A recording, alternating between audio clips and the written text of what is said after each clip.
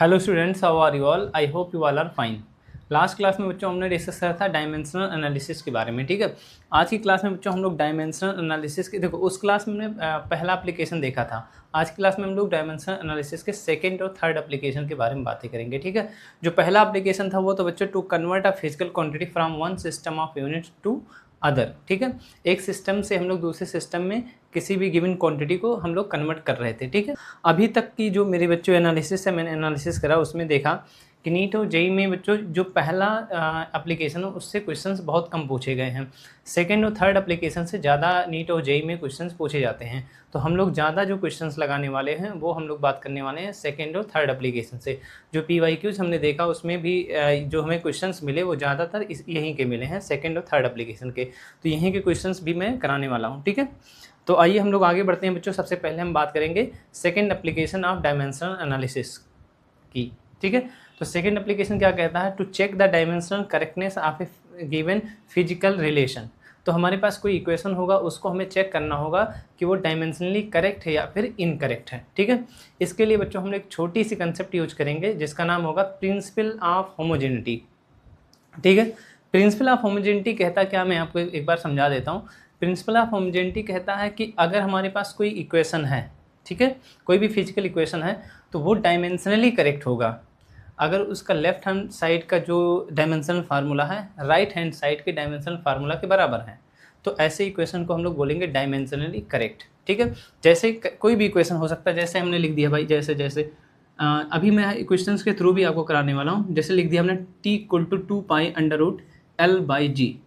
तो ये इक्वेशन अगर ये जो इसका जो डायमेंशनल फार्मूला है इसके डायमेंशनल फार्मूला के बराबर है तो ये इक्वेशन डायमेंशनली करेक्ट कहलाएगा। ऐसे ही p इक्वल टू क्या होता है, m भी होता है। ठीक है, तो कोई भी इक्वेशन डायमेंशनली करेक्ट होगी अगर लेफ्ट हैंड साइड का dimensional formula right hand side के डायमेंशनल फार्मूला के बराबर है। ठीक है, इतनी छोटी सी कंसेप्ट अभी समझ में आ गई होगी और इसी को हम लोग बोलते हैं प्रिंसिपल ऑफ होमोजेनिटी। बातें क्लियर है? अब आइए हम लोग इसी कंसेप्ट का यूज करके कई सारे क्वेश्चंस को हम लोग सॉल्व करने वाले हैं। तो जो सबसे पहला क्वेश्चन है मैं उसको अभी एक बार रीड कर देता हूँ। Check the accuracy of the relation t equal to 2π√L/g for a simple pendulum using dimensional analysis. मतलब डायमेंशनल एनालिसिस का यूज करके जो सिंपल पेंडुलम के लिए टाइम पीरियड का जो इक्वेशन होता है उसको हमें चेक करना है कि वेदर इट इज़ करेक्ट और नॉट। ठीक है, डायमेंशनली ये करेक्ट है या फिर नहीं है। ठीक है, आप यहाँ स्मॉल एल लिखो या कैपिटल एल लिखो, कोई दिक्कत नहीं है। सिंपल पेंडुलम होता क्या बच्चों, ये अगर हमारे पास मैं बोलूँ कि यहाँ पे एक रिजिड सपोर्ट है, यहाँ से एक धागा मैंने लिया, उस धागे को एक मेटल बॉब से हमने अटैच कर दिया। मेटल की छोटी सी गोली टाइप की होती है, ठीक है, मेटल का स्फीयर होता है, ठीक है, उसको हमने अटैच कर दिया। तो ये जो अरेंजमेंट है ये कहलाता है सिंपल पेंडुलम। अगर मैं इसी को एक तरफ खींच के छोड़ दूं तो ये जो बॉब है ऐसे ऐसे ऑसिलेशन करना शुरू कर देगा। तो एक चक्कर पूरा करने में कितना टाइम लगा उसी को बोलते हैं टाइम पीरियड, और उसका इक्वेशन ये दिया हुआ है। ठीक है, तो चलिए अब हम लोग इसको सॉल्व करते हैं, देखते हैं कि ये करेक्ट है या फिर नहीं है। तो इसके लिए सबसे पहले हमें क्या करना, LHS का डायमेंशनल फार्मूला लिखना है। डायमेंशनल फार्मूला ऑफ LHS, तो LHS में क्या है, कैपिटल T है, तो T का डायमेंशनल फार्मूला हो जाएगा, और T का डायमेंशनल फार्मूला कैपिटल T ही होता है। ठीक है, अब RHS का डायमेंशनल फार्मूला लिखते हैं। RHS का डायमेंशनल फार्मूला, इसे क्या पढ़ेंगे, डायमेंशनल फार्मूला पे LHS, इसे क्या पढ़ेंगे, डायमेंशनल फार्मूला ऑफ RHS। तो फाइनली यहाँ से क्या आएगा, 2π का तो कोई डायमेंशनल फार्मूला होगा नहीं क्योंकि मैथमेटिकल कांस्टेंट है, इसका लिखना पड़ेगा। तो L/g का डायमेंशनल फार्मूला, तो कैसे लिखेंगे, L का क्या आ जाएगा, कैपिटल L आ जाएगा, अपान में G का क्या आ जाएगा, LT⁻²। तो ये आ जाएगा इसका डायमेंशनल फार्मूला। यहाँ पे रूट है तो मैंने यहाँ पे लगा दिया 1/2। तो फाइनली यहाँ से देखो L कैंसिल आउट, T⁻² ऊपर जाएगा तो क्या आ जाएगा, T का स्क्वायर आ जाएगा, और यहाँ पे ये 1/2 लगा हुआ है। ठीक है, अब 1/2 है, इसका मतलब ये रूट है, तो रूट में T का स्क्वायर मीन्स कैपिटल T आ जाएगा बाहर। ठीक है, तो अब यहाँ से मैं बोल सकता हूँ कि इट इम्प्लाइज, आप देखिए LHS का जो डायमेंशनल फार्मूला है T, RHS का डायमेंशनल फार्मूला भी फाइनली क्या आया, T। तो इट इम्प्लाइज हम लिख सकते हैं LHS का डायमेंशनल फार्मूला इक्वल टू क्या बच्चों बताओ, RHS का डायमेंशनल फार्मूला। यहाँ से मैं क्या कह सकता हूँ, it implies T equal to 2π√L/g is dimensionally correct, dimensionally correct. ठीक है, वो हो सकता है एक्चुअल में करेक्ट हो या फिर नहीं हो, इससे हमें मतलब नहीं है। हम लोग इस एप्लीकेशन का यूज करके हम लोग बता सकते हैं, सेकंड एप्लीकेशन का यूज करके बता सकते हैं कि कोई भी इक्वेशन हो वो डायमेंशनली करेक्ट है या फिर नहीं है, डायमेंशंस के बेसिस पे वो करेक्ट है या फिर नहीं है। ठीक है, तो ये हमारे पास जो इक्वेशन है दिस इज डायमेंशनली करेक्ट। आते हैं बच्चों हम लोग नेक्स्ट क्वेश्चन पे। नेक्स्ट हमारे पास जो क्वेश्चन है वो है check the dimensional correctness of P, P जहाँ पे मोमेंटम है इक्वल टू mv/2। तो यहाँ पे है, देखते हैं हम लोग इसको सॉल्व करते हैं। जहाँ पे p जो है वो मोमेंटम है, v जो है वो वेलोसिटी है, m जो है वो क्या है, मास है।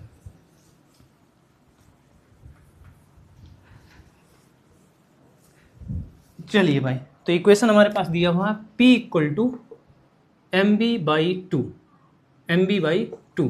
अच्छा, p इक्वल टू mv होता है ना, मोमेंटम का जो फार्मूला होता है p इक्वल टू mv होता है, मास इंटू वेलोसिटी होती है। तो ये इक्वेशन देखा जाए तो करेक्ट नहीं है ना, बट हमें चेक करना है डायमेंशनली करेक्ट है या फिर नहीं है। ये हो सकता है एक्चुअल में करेक्ट नहीं है, बट हमें डायमेंशनली बताना है करेक्ट है या फिर नहीं है। तो हमें क्या लिखना है, LHS का डायमेंशनल फार्मूला, LHS में क्या है, p है, तो p का डायमेंशनल फार्मूला, और p क्या है, मोमेंटम है, तो मोमेंटम का डायमेंशनल फार्मूला क्या होता है, m होता है, l होता है, t⁻⁻1 होता है।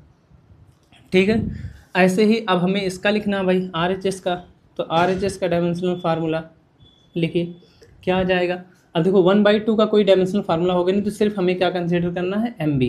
तो MB का डायमेंशनल फार्मूला, M का कैपिटल M, B का LT⁻⁻1। ठीक है, तो अब यहाँ से आप देखिए LHS का डायमेंशनल फार्मूला MLT⁻⁻1 और RHS का डायमेंशनल फार्मूला भी MLT⁻⁻1। तो यहाँ से क्या कह सकते हैं हम लोग कि LHS का जो डायमेंशनल फार्मूला है वो RHS के डायमेंशनल फार्मूला के बराबर है। इसका मतलब मैं कह सकता हूँ, क्या कह सकता हूँ कि P equal to mv/2 is dimensionally correct, is dimensionally correct. ठीक है, चलिए अब हम लोग नेक्स्ट एक क्वेश्चन लेते हैं बच्चों, जिसको हम लोग चेक करते हैं कि वो डायमेंशनली करेक्ट है या फिर इनकरेक्ट है, और वो होगा डायमेंशनली इनकरेक्ट। ठीक है, तो अभी तक दो हमने, जो हमारे पास दो क्वेश्चन आए वो दोनों के दोनों डायमेंशनली करेक्ट थे। ठीक है, तो एक इनकरेक्ट वाला देखते हैं। ठीक है, अब बच्चों हमारे पास नेक्स्ट जो क्वेश्चन है वो क्वेश्चन कह रहा है check the dimensional correctness of F equal to m/a where F is force, m is mass and a is acceleration. हमको पहले से पता है कि बच्चों F इक्वल टू ma होता है न्यूटन के सेकेंड लॉ के अनुसार। ठीक है, तो हमें ये चेक करना है कि क्या ये डायमेंशनली करेक्ट है। वैसे तो ये इनकरेक्ट है, बट हमें डायमेंशनली बताना है कि करेक्ट है या फिर इनकरेक्ट है। ठीक है, तो इसके लिए हम लोग लिखते हैं पहले इसको बच्चों, F इक्वल टू क्या है इक्वेशन, m/a। तो LHS का डायमेंशनल फार्मूला क्या हो जाएगा, LHS में क्या है, F है, तो F का डायमेंशनल फार्मूला, और F क्या है, फोर्स है, तो उसका क्या होता है डायमेंशनल फार्मूला, MLT⁻⁻2। ठीक है, अब भाई m/a क्या RHS है, तो RHS का डायमेंशनल फार्मूला लिख लीजिए आप। RHS का डायमेंशनल फार्मूला क्या हो जाएगा, m/a का डायमेंशनल फार्मूला, m का क्या होगा, कैपिटल M हो जाएगा, a का क्या है, a मतलब एक्सेलरेशन, और a का डायमेंशनल फार्मूला क्या होता है, LT⁻⁻2। तब ये जो वैल्यूज़ हैं ये ऊपर जाएंगे तो क्या हो जाएगा, ये आ जाएगा ML⁻⁻1 और T पावर क्या आ जाएगा, -2। ठीक है, अब यहाँ से क्या दिख रहा है बच्चों, हमें सही से बताइए क्या दिख रहा है भाई। LHS का जो डायमेंशनल फार्मूला है वो RHS के डायमेंशनल फार्मूला के बराबर नहीं है भाई। LHS डायमेंशनल फार्मूला ML⁻⁻2 आया और RHS का ML⁻⁻1 T⁻⁻2 आया। तो यहाँ से मैं कह सकता हूँ बच्चों कि F equal to m/a is not dimensionally correct, is not dimensionally correct. ठीक है, ये इक्वेशन जो है वो डायमेंशनली करेक्ट नहीं है। जो नेक्स्ट क्वेश्चन है, ये क्वेश्चन हमारे पास है S equal to ut plus half at²। ठीक है, इसके बारे में आपने पढ़ा होगा क्लास 9th में। ठीक है, मोशन में ये चैप्टर, जो मोशन नाम का चैप्टर था उसमें था ये। क्लास 11th में चैप्टर 2 में भी इसके बारे में हम लोग फिर बातें करेंगे, पढ़ेंगे। ठीक है, तो अभी के लिए मुझे बताना है कि ये जो इक्वेशन है ये डायमेंशनली करेक्ट है या फिर इनकरेक्ट है, इसको बताना हमें। तो आप लोग कैसे बताएंगे। ठीक है, तो इसके लिए एक छोटी सी कंसेप्ट आप याद रखिए पहले, कि कोई भी दो क्वान्टिटीज़ तभी ऐड होंगी जब वो उनका डायमेंशनल फार्मूला सेम हो। ठीक है, दो क्वान्टिटीज़ आपस में सब्ट्रैक्ट या फिर ऐड तभी होंगी जब उनके डायमेंशनल फार्मूला सेम हो। जैसे जैसे स्पीड जो हो स्पीड में ऐड होगा, फोर्स जो हो फोर्स में ऐड होगा। ठीक है, तो ये सारी चीज़ें जो जिनके डायमेंशनल फार्मूला सेम होंगे वही चीज़ें ऐड या फिर सब्ट्रैक्ट हो सकती हैं। एक छोटा सा कंसेप्ट है, इसको याद रखेंगे, ठीक है। अब इसका यूज करके हम लोग देखेंगे कि ये हमारे पास जो इक्वेशन है वो डायमेंशनली करेक्ट है या फिर इनकरेक्ट है, ठीक है। तो चलिए भाई, तो इसके लिए हमें क्या करना है, पहले LHS का डायमेंशनल फार्मूला लिखना है। तो हमने लिख दिया dimensional formula of LHS equal to क्या, S का डायमेंशनल फार्मूला। और यहाँ पे एक छोटी सी बात मैं बता दूँ, S जो होता है वो क्या होता है बच्चों, डिस्प्लेसमेंट होता है, ये पहले से आपने पता है आपको। U क्या होता है, इनिशियल वेलोसिटी होती है, इनिशियल वेलोसिटी होती है, मैं एक बार लिख देता हूँ, ठीक है। और T जो होता है वो क्या होता है, टाइम होता है, ठीक है। और A फॉर एक्सीलरेशन, एक्सीलरेशन। अब ये आसान हो जाएगा आपके लिए बताना, ठीक है। तो चलिए, S का डायमेंशनल फार्मूला, S क्या है, डिस्प्लेसमेंट, डिस्प्लेसमेंट मीन्स डिस्टेंस एक तरह का, तो इसका मतलब उसका डायमेंशनल फार्मूला L हो जाएगा, ठीक है। अब यहाँ से बताइए भाई, RHS का डायमेंशनल फार्मूला बताना है, तो RHS में कितने टर्म है भाई, 2 टर्म है, ठीक है। इसका मतलब ये दोनों जुड़े हुए हैं, तो इसका मतलब जो इसका डायमेंशनल फार्मूला होगा वही इसका भी डायमेंशनल फार्मूला होगा। तो इंडिविजुअली पहले हमें बात करनी पड़ेगी। UT का डायमेंशनल फार्मूला क्या हो जाएगा, U मतलब वेलोसिटी है तो LT पावर -1, T का यहाँ से आ जाएगा कैपिटल T, तो यहाँ से आ गया, देखो ये T कैंसिल आउट, तो क्या आ जाएगा, L आ जाएगा, ठीक है। सिमिलरली हम लोग इस पे जाएंगे, 1/2AT² का डायमेंशनल फार्मूला। अब ये 1/2 का कोई भी डायमेंशनल फार्मूला नहीं होगा, ठीक है। आप ऐसे लिखो या फिर इसको हटा भी सकते हो, कोई दिक्कत नहीं है भाई। तो यहाँ से आ जाएगा A का LT पावर -2, और यहाँ पे T है तो कैपिटल T, और यहाँ पे स्क्वायर है तो स्क्वायर, ठीक है। तो ये वाली वैल्यू इससे कैंसिल आउट होगी, तो फिर क्या आ जाएगा, अगेन L। तो फाइनली हम कह सकते हैं कि डायमेंशनल फार्मूला ऑफ RHS क्या आ जाएगा, डायमेंशनल फार्मूला ऑफ RHS क्या आ जाएगा, L आ जाएगा। आपको ऐड नहीं करना है कि भाई इसका डायमेंशनल फार्मूला L है, इसका भी डायमेंशनल फार्मूला L है, तो आपने ऐड कर दिया, ठीक है। आपको फाइनली कहना है कि RHS का जो डायमेंशनल फार्मूला है वो क्या होगा, L होगा। तो यहाँ से मैं कह सकता हूँ बच्चों, बताओ क्या, LHS का डायमेंशनल फार्मूला जो है RHS के डायमेंशनल फार्मूला के बराबर है भाई, ठीक है। तो यहाँ से मैं कह सकता हूँ कि S बराबर UT plus half AT² is dimensionally, क्या कहेंगे बच्चों, डायमेंशनली करेक्ट। इसी तरह का मैं 1-2 क्वेश्चन आपको होमवर्क दे देता हूँ बच्चों। पहला है ये हमारे पास HW, पहले HW में V = U + AT आपको चेक करना है कि ये डायमेंशनली करेक्ट है या फिर नहीं है। एक नेक्स्ट है V² = U² + 2AS, तो दोनों को आपको चेक करना है कि whether they are dimensionally correct और नॉट, ठीक है। चलिए बच्चों, हमारे पास बच्चों जो नेक्स्ट क्वेश्चन है वो है find the dimensions of unknown quantities P and Q in the following. U = P cos QT + π/6। U जो है वो है पोटेंशियल एनर्जी, T जो है वो है टाइम। अच्छा, यहाँ पे क्वेश्चन में लिखा find the dimensions of P and Q, it means find the dimensional formula of P and Q। आप डायमेंशंस देख के कन्फ्यूज मत होइए। जब एक पर्टिकुलर क्वांटिटी के बारे में बात करता है कि भाई डायमेंशंस इस क्वांटिटी का बताइए, इट मीन्स जो वो पावर्स होती है, न्यूमेरिकल वैल्यूज होती है, उनको हम लोग बताते हैं। लेकिन यहाँ पे बोला गया बच्चों dimensions of P and Q, it means 2 quantities के बारे में बोल रहा है, तो डायमेंशनल फार्मूला की बात कर रहा है, ठीक है। चलिए, तो अब हम लोग बातें करते हैं बच्चों कि U = हमारे पास दिया हुआ है P cos, यहाँ पे लिखा है QT + π/6। अच्छा, मैं यहाँ से एक छोटी सी बात बोल सकता हूँ कि इसका कोई भी डायमेंशनल फार्मूला नहीं होगा, ठीक है। अगर इसका डायमेंशनल फार्मूला नहीं होगा तो जो P का डायमेंशनल फार्मूला होगा वही U का डायमेंशनल फार्मूला होगा। तो मैं यहाँ से एक छोटी सी बात बोलूँगा, U का डायमेंशनल फार्मूला = P का डायमेंशनल फार्मूला। हमें निकालना क्या है, P का डायमेंशनल फार्मूला निकालना है।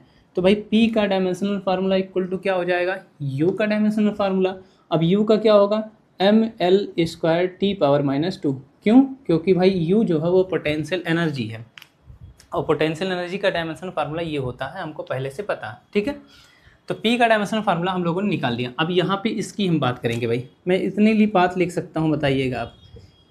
cos QT + π/6 ये क्या है, एक ट्रिग्नोमेट्रिकल फंक्शन है और इसका कोई भी डायमेंशनल फार्मूला नहीं होगा। इसीलिए हम लोग चाहें तो इसकी जगह पे m⁻0 L⁻0 T⁻0 लिख सकते हैं, या फिर उसकी जगह पे सिंपली हम 1 लिख दें, ठीक है। तो यहाँ से मैं बोल सकता हूँ भाई कि इसका डायमेंशनल फार्मूला क्या होगा, बताओ। यहाँ से QT प्लस, भाई इसका डायमेंशनल फार्मूला होगा नहीं, तो ये जो क्वांटिटी है सिर्फ इसमें QT का डायमेंशनल फार्मूला होगा। तो मैं यहाँ से ऐसे भी लिख सकता हूँ, तो Q × टी का डायमेंशनल फार्मूला कैपिटल टी, ठीक है, तो यहाँ से आ जाएगा 1। इट इम्प्लाइज हम लिख सकते हैं बच्चों कि क्यू का dimensional formula equal to 1 upon capital T का डायमेंशनल फार्मूला। तो यहाँ से फाइनली लिख सकते हो टी पावर -1, टी ऊपर जाएगा ना इसलिए, तो यहाँ से आ जाएगा क्यू का dimensional formula equal to T power -1 का डायमेंशनल फार्मूला। तो फाइनली हमने बच्चों यहाँ से पी का भी डायमेंशनल फार्मूला निकाल लिया और क्यू का भी डायमेंशनल फार्मूला निकाल लिया। इस तरह के बहुत सारे क्वेश्चन पूछे जाते हैं बच्चों, कुछ भी दम नहीं होता है ऐसे क्वेश्चन में, बड़े आसानी से आप सॉल्व कर सकते हो, ठीक है। तो आइए हम लोग आगे बढ़ते हैं बच्चों, नेक्स्ट जो हमारे पास क्वेश्चन है उसको हम लोग सॉल्व करते हैं, ठीक है। नेक्स्ट क्वेश्चन है, मैं क्वेश्चन को एक बार पढ़ देता हूँ, पहले इसको मैं रब कर दूँ। चलिए,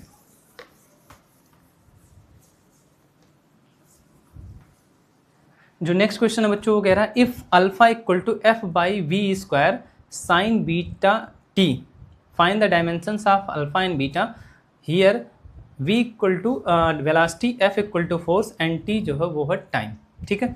तो यहाँ पे अल्फा इक्वल टू दिया हुआ है F upon V square sine beta T, ठीक है, जहाँ पे एफ फोर्स है, वी जो है वेलोसिटी है, टी जो है वो टाइम है, अल्फा और बीटा जो है वो कांस्टेंट है, और इन्हीं दोनों का हमें डायमेंशनल फार्मूला बताना है, ठीक है। चलिए, तो मैं एक छोटी सी बात कहूँगा बच्चों, यहाँ पे फिर आगे हमारे पास क्या, एक ट्रिग्नोमेट्रिकल फंक्शन, तो इसका डायमेंशनल फार्मूला होगा नहीं, ठीक है, तो इसका डायमेंशनल फार्मूला होगा नहीं, तो जो इसका डायमेंशनल फार्मूला होगा वही अल्फा का डायमेंशनल फार्मूला होगा। तो मैं यहाँ से बोलूँगा अल्फा का dimensional formula equal to F upon V का डायमेंशनल फार्मूला, ठीक है। तो एफ का क्या होगा, mlt पावर -2। अब आपको ये छोटी छोटी बातें याद हो जानी चाहिए बच्चों। v का क्या, lt पावर -1, यहाँ पे स्क्वायर है तो एल स्क्वायर टी पावर -2, ठीक है। तो अब इसको सॉल्व करिए, क्या आ जाएगा, m लिख दिया, l स्क्वायर ऊपर जाएगा तो l पावर क्या -1, t पावर -2, t पावर -2 ये कैंसिल आउट हो गया, ठीक है। तो this is the dimensional formula of alpha, या फिर आप t के टर्म में भी लिखना चाहो तो t पावर 0 भी लगा सकते हो, ठीक है। यहाँ से मैं बात करूँगा साइन बीटा टी, इनका डायमेंशनल फार्मूला, इसका डायमेंशनल फार्मूला सिंपली आपको 1 लिखना है, ठीक है, ऐसे। तो यहाँ से आ जाएगा बीटा टी का डायमेंशनल फार्मूला इक्वल टू 1, ठीक है। तो यहाँ से मैं लिख सकता हूँ बच्चों कि बीटा इंटू टी का डायमेंशनल फार्मूला टाइम का कैपिटल टी होता है भाई, यहाँ से हो जाएगा ये 1, तो यहाँ से आ जाएगा beta equal to 1 upon capital T का डायमेंशनल फार्मूला, ठीक है। तो यहाँ से आ जाएगा बच्चों बीटा का dimensional formula equal to T, क्या आ जाएगा, टी पावर -1। तो हमने निकाला किसका डायमेंशनल फार्मूला, अल्फा का डायमेंशनल फार्मूला ml पावर -1 और बीटा का डायमेंशनल फार्मूला टी पावर -1, ठीक है बच्चा। आइए हम लोग आगे बढ़ते हैं बच्चों, और कुछ क्वेश्चन अब हम लोग नीट और जेईई के भी करते हैं, ठीक है। Now we have the next question, and the next question is saying an expression for dimensionless quantity p is given by p equal to alpha by beta log base e kt upon bx, where alpha and beta are constant, x is distance, k is Boltzmann constant and t is temperature, then dimensions of alpha will be। तो alpha का dimensional formula हमको बताना है बच्चों, ठीक है। आपको देखते ही घबराना नहीं है, ये सब क्वेश्चंस बहुत ही आसान क्वेश्चंस होते हैं। एक चीज़ इसमें जो परेशान करेगी उसका नाम है बोल्ट्जमान कांस्टेंट। तो बोल्ट्जमान कांस्टेंट को मैं बताता हूँ, उसके बाद आप खुद से ट्राई करिए एक बार, ठीक है। चलिए, बोल्ट्जमान कांस्टेंट के लिए बच्चों एक छोटी सी बात याद रखनी है, E इक्वल टू 3/2 टी के इंटू टी। टी यहाँ पे टेम्परेचर है, ये क्या होता है भाई, अगर मैं बात करूँ कोई भी गैस मॉलिक्यूल है तो हर एक गैस मॉलिक्यूल के पास जो टोटल एनर्जी होती है, ट्रांसलेशनल एनर्जी जो होती है वो ये होती है, ठीक है, हर एक मॉलिक्यूल के पास। तो यहाँ से मुझे लिखना है के का डायमेंशनल फार्मूला, ताकि इसे मुझे यूज करना पड़ेगा, मैं इधर लिख देता हूँ, इधर के का डायमेंशनल फार्मूला इक्वल टू बच्चों ई बाई कैपिटल टी का डायमेंशनल फार्मूला। यहाँ टी से आप कंफ्यूज मत होना, टी जो है वो टेम्परेचर है, तो ई का डायमेंशनल फार्मूला एनर्जी का पता भाई ml² टी पावर -2 अपान में इसका क्या हो जाएगा, इसका हो जाएगा थीटा, ठीक है, क्योंकि ये टेम्परेचर है बच्चा, ठीक है। नेक्स्ट, तो यहाँ से मैं लिखूँगा ml² टी पावर -2, थीटा का क्या हो जाएगा इनवर्स। बस इतनी बात अगर आपको पता है तो इस क्वेश्चन को आसानी से सॉल्व कर सकते हैं। इसका हम लोग बार बार यूज करने वाले हैं बच्चों, कई सारे लगभग 3 क्वेश्चन हमारे पास ऐसे हैं जिसमें इसका यूज होगा। ठीक है, तो चलिए हम लोग इसको पहले सॉल्व करते हैं। ठीक है, अब इसको मैं हटा देता हूँ। चलिए मैं क्वेश्चन को एक बार लिख देता हूँ, P equal to alpha upon beta. ठीक है, और ये है log बेस ई के टी अपान बीटा एक्स। ठीक है, ये हमारे पास ऐसे लिखा हुआ है।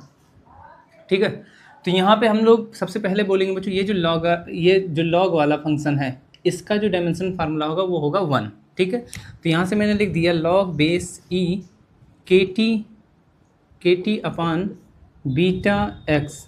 इसका जो डायमेंशनल फार्मूला आया वो होगा 1। इसका मतलब इसका जो डायमेंशनल फार्मूला होगा वो होगा 1। के टी अपान बीटा एक्स का डायमेंशनल फार्मूला होगा 1।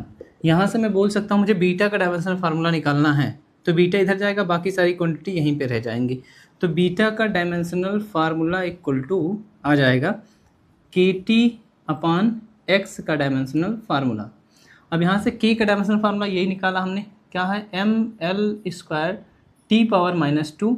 यहाँ पे टी जो है वो है बच्चों टेम्परेचर, ना कि ये टाइम है। ठीक है, टी जो है वो है टेम्परेचर, और टेम्परेचर का क्या हो जाएगा, पहले से ही मैंने इसको लिख दूं, पहले के का मैंने लिख दिया, उसके बाद इसका क्या आ जाएगा, थीटा आ जाएगा। ठीक है, अपान में एक्स का क्या हो जाएगा, एल हो जाएगा। ठीक है, चलिए ये वाली वैल्यू इससे कैंसिल आउट हो जाएगी, एक एल से कैंसिल आउट हो जाएगा। ठीक है, अब यहाँ पे एक एल बचेगा, तो मैंने लिख दिया बीटा का dimensional formula equal to M L आ गया, यहाँ पे एक एल था, टी पावर -2।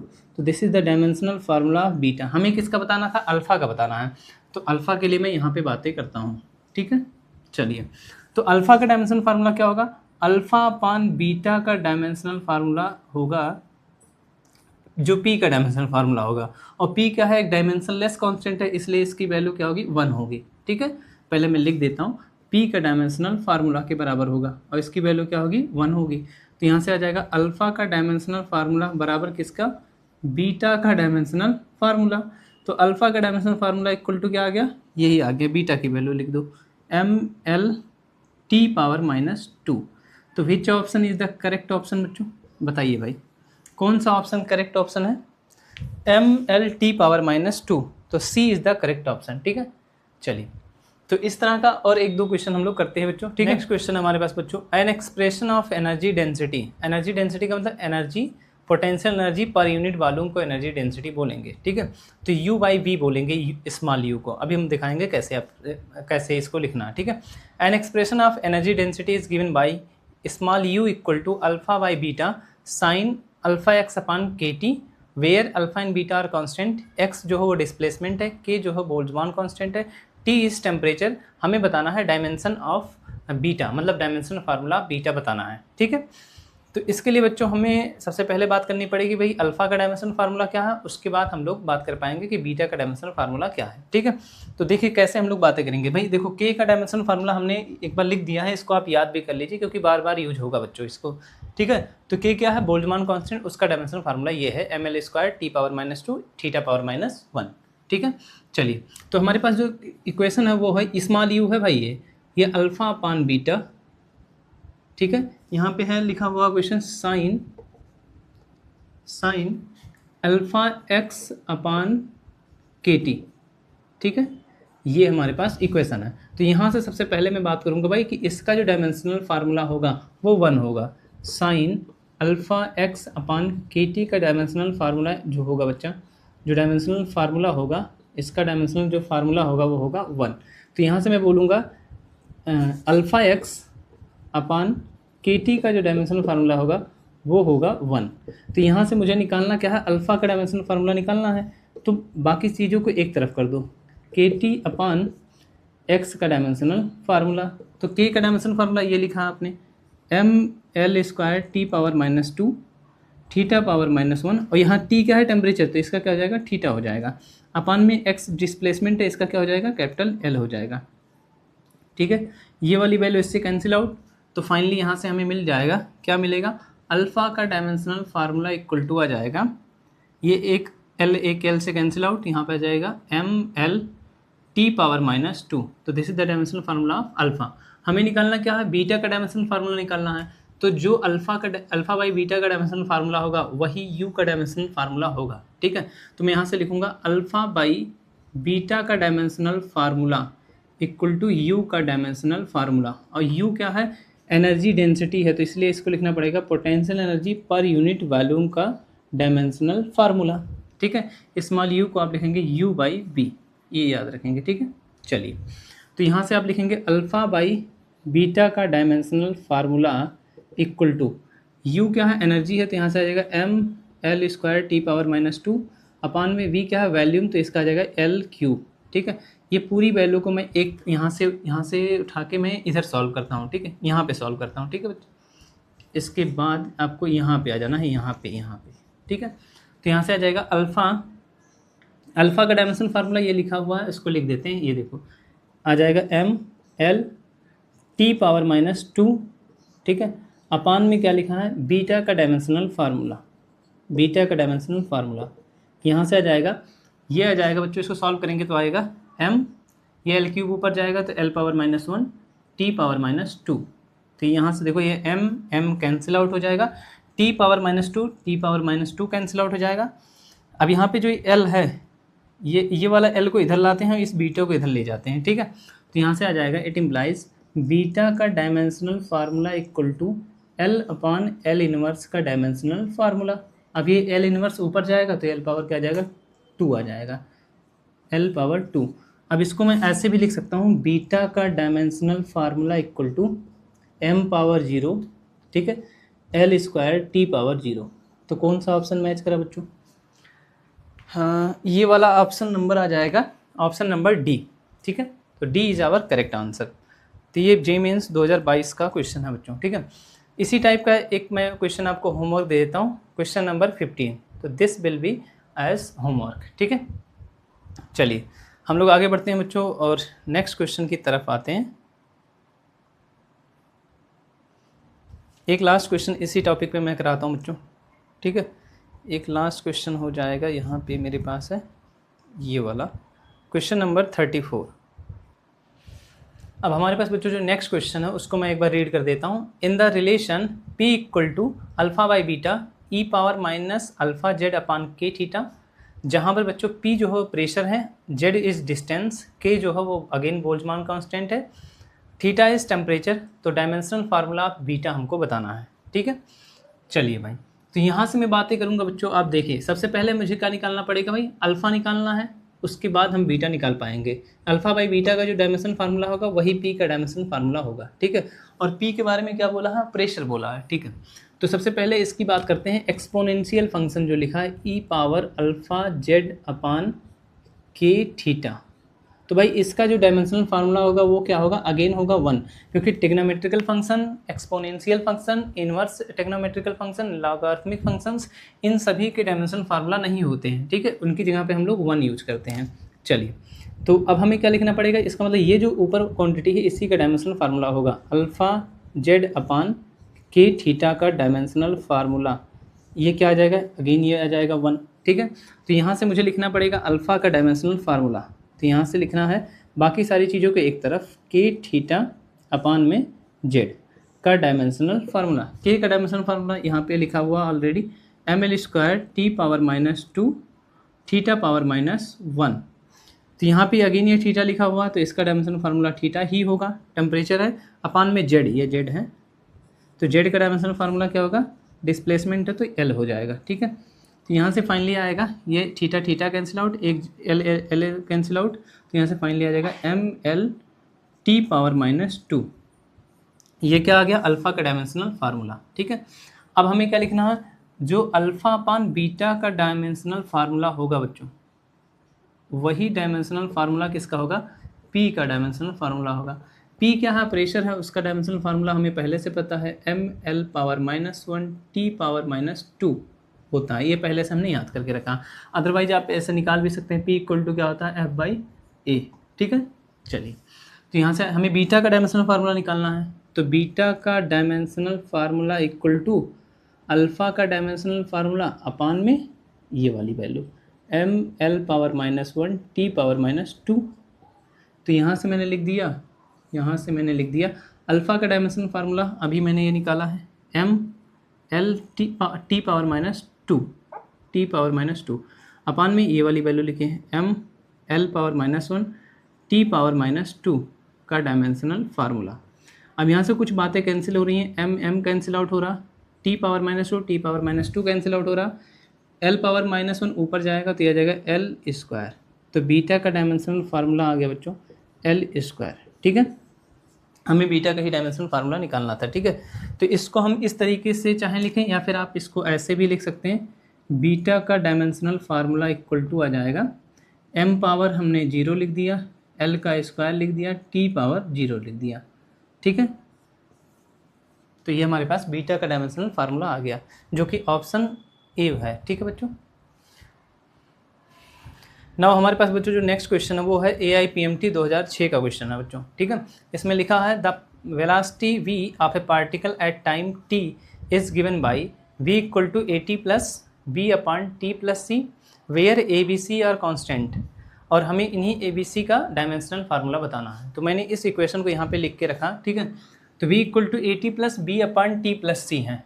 ठीक है, तो अच्छा आपको अभी मैंने थोड़ी देर पहले बताया कि भाई प्रिंसिपल ऑफ होमोजेनिटी में हमने एक छोटी सी बात याद रखनी है कि जो दो क्वांटिटीज़ हैं वो तभी ऐड या सब्ट्रैक्ट होंगे जब उनके डायमेंशनल फार्मूला सेम होंगे। ठीक है, तो इसी कंसेप्ट का यूज हम लोग करेंगे और हम लोग बात करेंगे भाई सबसे पहले यहाँ पे C का डायमेंशनल फार्मूला। तो भाई C जो है वो T से जुड़ा हुआ है, इसका मतलब जो T का डायमेंशनल फार्मूला होगा वही C का डायमेंशनल फार्मूला होगा। इसका मतलब C का डायमेंशनल फार्मूला फाइनली आ जाएगा T के डायमेंशनल फार्मूला के बराबर। इसका मतलब T क्या है, टाइम है, तो ये कैपिटल T आ जाएगा। C का डायमेंशनल फार्मूला हो गया। ठीक है, अब हमें बात करनी है भाई B का डायमेंशन, अच्छा ये AT का डायमेंशनल फार्मूला। तो AT का डायमेंशनल फार्मूला क्या होगा, AT का जो डायमेंशनल फार्मूला होगा वही B का डायमेंशनल फार्मूला होगा। ठीक है, तो B का डायमेंशनल फार्मूला के बराबर हो जाएगा, V क्या है, वेलोसिटी है, LT पावर -1 हो जाएगा। ऐसे ही A इंटू कैपिटल T हो जाएगा इक्वल टू क्या आ जाएगा, LT पावर -1 हो जाएगा। तो फाइनली यहाँ से A का डायमेंशनल फार्मूला आ जाएगा, A का डायमेंशनल फार्मूला आ जाएगा, T जो है ये नीचे जाएगा, उसके बाद ये ऊपर जाएगा, तो फाइनली आ जाएगा LT पावर -2। इसी तरीके से हमें क्या करना है, B का डायमेंशनल फार्मूला निकालना है। तो B के लिए निकालने के लिए आपको लिखना है B upon T plus C का डायमेंशनल फार्मूला। ठीक है, ये किसके बराबर होगा, AT के बराबर होगा, AT के डायमेंशनल फार्मूला के बराबर होगा, या फिर आप बोल सकते हो V के डायमेंशनल फार्मूला के बराबर होगा, दोनों में से किसी को कह सकते हो। तो V का डायमेंशनल फार्मूला क्या होता है, LT पावर -1 होता है। ठीक है, अभी यहाँ से हम लोग बात करेंगे, यहाँ से देखो B का dimensional formula upon T plus C का डायमेंशनल फार्मूला क्या होगा भाई, T का जो डायमेंशनल फार्मूला होगा वही होगा, तो T का डायमेंशनल फार्मूला कैपिटल T। ठीक है, अब यहाँ से मुझे लिख देना है LT पावर -1। तो इसी बात को ये देखो T उधर जाएगा तो क्या हो जाएगा, B का डायमेंशनल फार्मूला इक्वल टू आ जाएगा, ये इधर मल्टीप्लाई होगा तो LT पावर -1 इंटू T, तो फाइनली हमें क्या मिल जाएगा, L मिल जाएगा। B का dimensional formula equal to L। ठीक है, तो अब यहाँ से देख लेते हैं कौन सा ऑप्शन मैच कर रहा है। ठीक है, तो A का डायमेंशनल फार्मूला कहाँ गया भाई, LT पावर -1 LT पावर -2।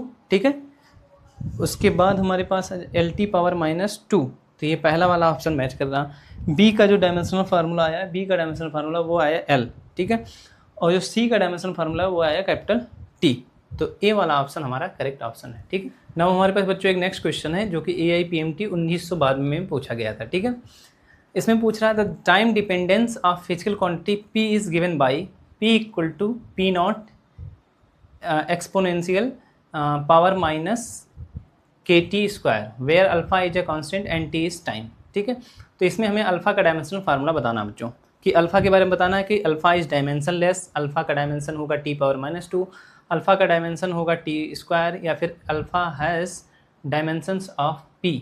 तो इसको हमें देखना है कौन सा ऑप्शन इसमें से मैच कर रहा है, एक ही ऑप्शन करेक्ट होगा। ठीक है, तो मैं यहाँ से जल्दी से लिखता हूँ, देखो क्या मैं बोल सकता हूँ कि भाई इसका जो डायमेंशनल फार्मूला होगा E power alpha T square का डायमेंशनल फार्मूला जो होगा वो होगा 1। तो मैं यहाँ से बोल सकता हूँ अल्फ़ा T स्क्वायर का डायमेंशनल फार्मूला होगा 1।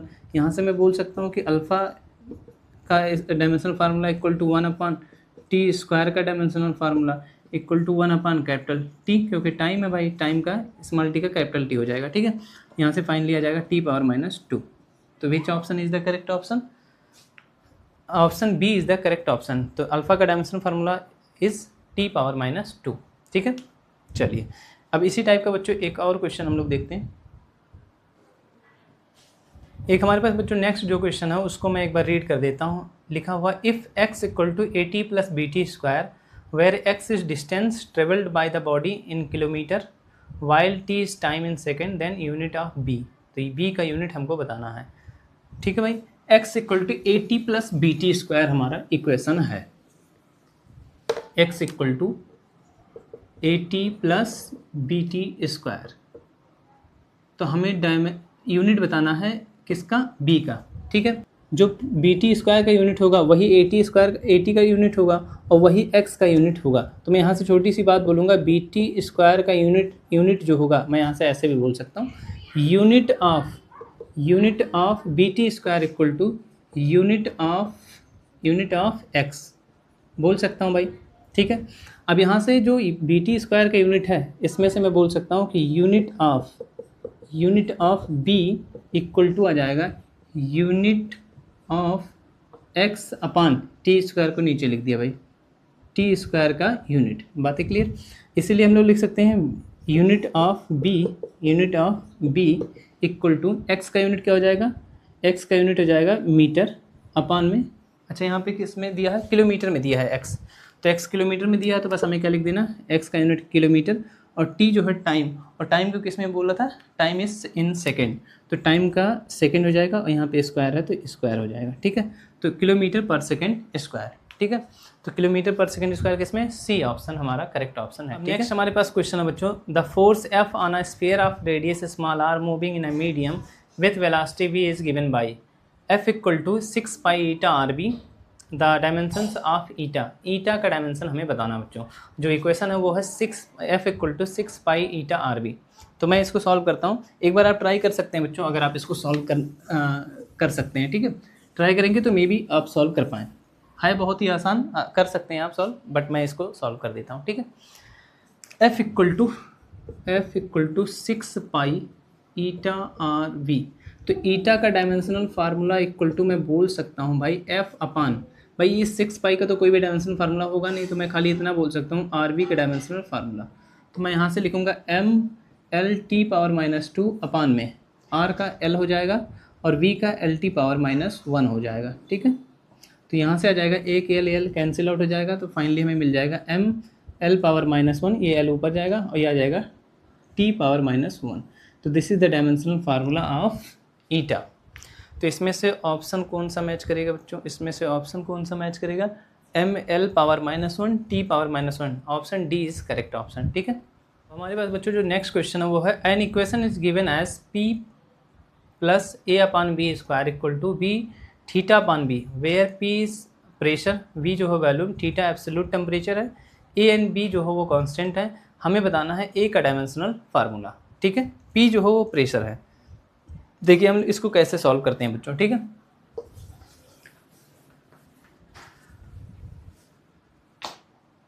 मैं इस इक्वेशन को लिख देता हूँ, p plus A upon V square, ठीक है, इक्वल टू लिखा हुआ है b थीटा अपान v। ठीक है, v जो है वो क्या है, वैल्यूम है। अच्छा, मैं यहाँ से कह सकता हूँ कि p जो है वो a बाई बी स्क्वायर में जुड़ा हुआ है। ठीक है, तो इसका मतलब जो इसका डायमेंशनल फार्मूला होगा वही p का डायमेंशनल फार्मूला होगा। तो मैंने बस इतनी बात लिख दी, a अपान v का dimensional formula, a upon B square का dimensional formula equal to p का डायमेंशनल फार्मूला। तो a का डायमेंशनल फार्मूला इक्वल टू आ जाएगा पी वी स्क्वायर का डायमेंशनल फार्मूला। p मतलब प्रेशर है तो इसका डायमेंशनल फार्मूला होता है ml पावर -1 t पावर -2। अब यहाँ से आ जाएगा बच्चों v मतलब वैल्यूम, और वैल्यूम का हो जाएगा l क्यूब, और यहाँ पे l का स्क्वायर है तो l पावर क्या आ जाएगा 6, l पावर 6। तो इसको हम लोग लिख सकते हैं ऐसे, a का डायमेंशनल फार्मूला इक्वल टू आ जाएगा m l power -1 l power 6, क्या आ जाएगा l पावर 5 और t पावर -2। तो this is the dimensional formula of a। ठीक है, तो ये हमारा ऑप्शन मैच करेगा बच्चों, m l power 5 t power -2, a option is correct option. ठीक है, जो नेक्स्ट क्वेश्चन है बच्चों हमारे पास वो है dimensions of mu naught alpha naught whole power -1/2 r। तो इसमें से बताना है कि इसका डायमेंशनल फार्मूला क्या होगा। इसको बताने के लिए बच्चों मैं आपको बताता हूँ, पहले आपको याद रखना, ये डायरेक्टली अभी याद रखना, इसका डेरिवेशन आपको क्लास 12th में मिल जाएगा बच्चों। Mu naught epsilon naught equal to होता है सी, ठीक है। तो अगर ऐसे इसको लिखते हो तो क्या मैं ऐसे लिख सकता हूँ बताइए, म्यू नॉट एप्सिलॉन नॉट का होल पावर 1/2 इक्वल टू सी, ठीक है।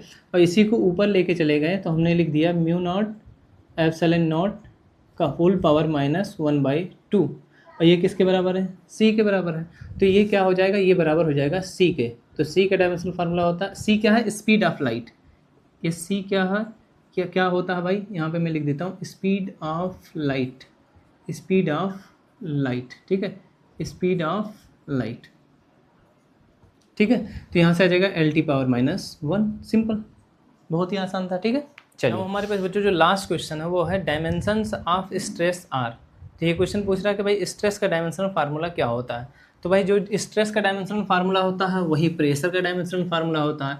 तो आप चाहो तो डायरेक्टली बता सकते हो या फिर आप ऐसे सॉल्व करके बताएंगे। तो स्ट्रेस इक्वल टू होता है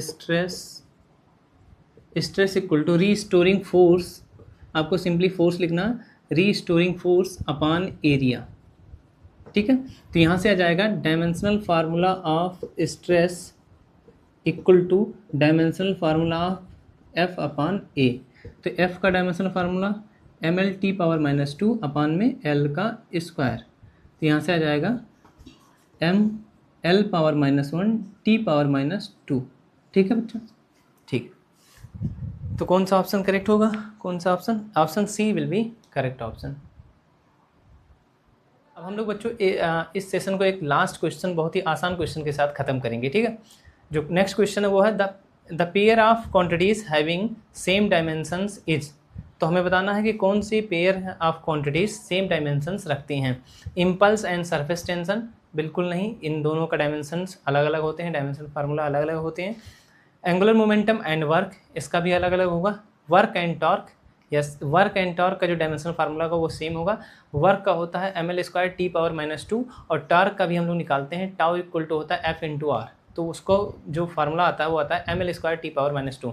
तो both are having the same dimensional formula. तो C is our correct answer, ठीक है।